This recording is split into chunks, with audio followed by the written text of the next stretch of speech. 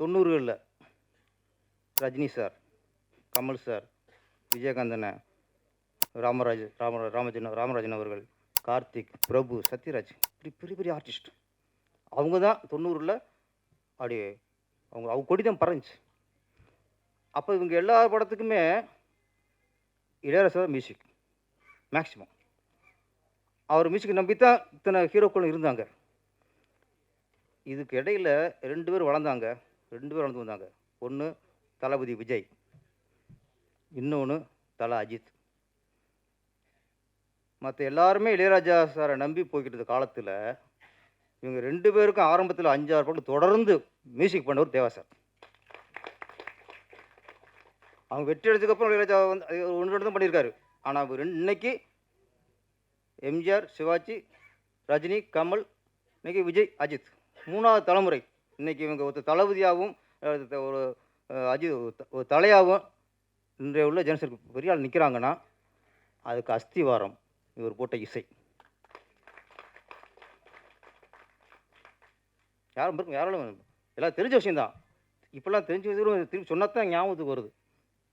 அதுக்கு ஒரு மேடம் இல்லை. அதனால் ரொம்ப ராசியான ஒரு இசையமைப்பாளர். இன்னொன்று அவருக்கு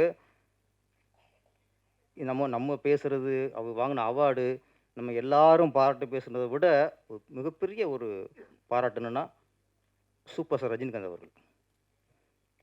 தேவா சார் பாராட்டு விழாவில் அவ்வளோ அற்புதமாக பேசினார்.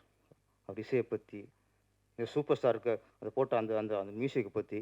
அதை விட மலேசிய பிரதமர் சரி சிங்கப்பூர் பிரதமர் இவருடைய இசைக்கு அடிமை. அவர் கடைசியாக இறக்கும்போது இவர் பாட்டை போட்டு தான் அவரை இறுதி உரிமை கொண்டு வந்து சொல்கிற அளவுக்கு இசை அவர் பாதிச்சிருக்கு. தஞ்சாவூர் மண்ணெடுத்து பொற்காலம் படத்தில் இது ரஜினி சார் சொல்லித்தான் இன்னும் எனக்கே தெரிஞ்சுது. ஆமாம், என்னடா இவ்வளோ ஒரு விஷயம் சார் முன்னாடி இருக்கேன்ட்டு. அப்போ இங்கே தமிழ்நாட்டு மண்ணில் சிங்கப்பூர், மலேசியா எல்லா நாடுகளையும் சாரோட கொடி பறந்துருக்கு சார். தேவா சார் சாரோட மிக சிறப்பு என்னென்னா, எவ்வளோ உச்சத்துக்கு வந்தாலும் சரி அந்த எளிமையை விடவே மாட்டார். எளிமை. அப்புறம் சினிமா உலகில் ஒரு மனுஷனை மதிக்கிறதுக்குள்ள ரொம்ப ரேர். நீங்கள் பெரிய இயக்குனராக இருக்கட்டும், சின்ன இயக்குனராக இருக்கட்டும், பெரிய நடிகராக இருக்கட்டும், சின்ன நடிகராக இருக்கட்டும், எல்லா நடிகர்களுக்கும் ஒரே மாதிரி மரியாதை கொடுக்குற ஒரே ஆளர்னா தேவா சார் தான். சினிமாவுக்கு வரவங்க எல்லாமே சம்பாதிக்கிற மட்டும்னா எத்தனையோ தொழில் இருக்குது.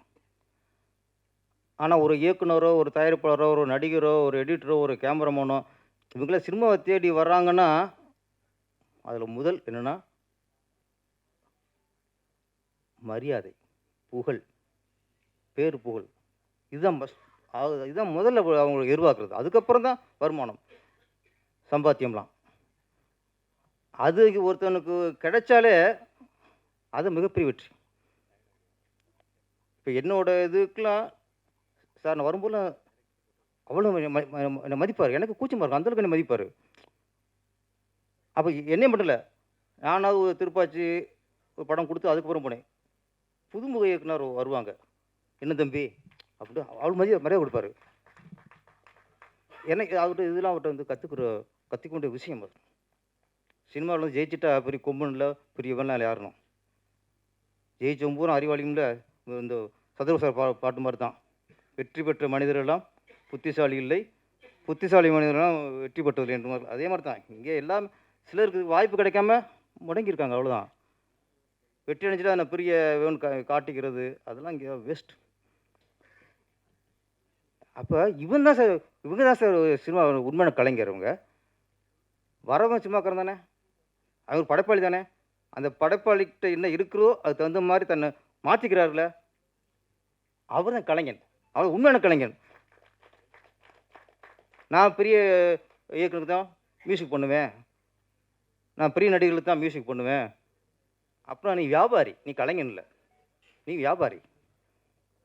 நீ உண்மையான கலைஞனாக வாழ்றது தேவா சார் தான்.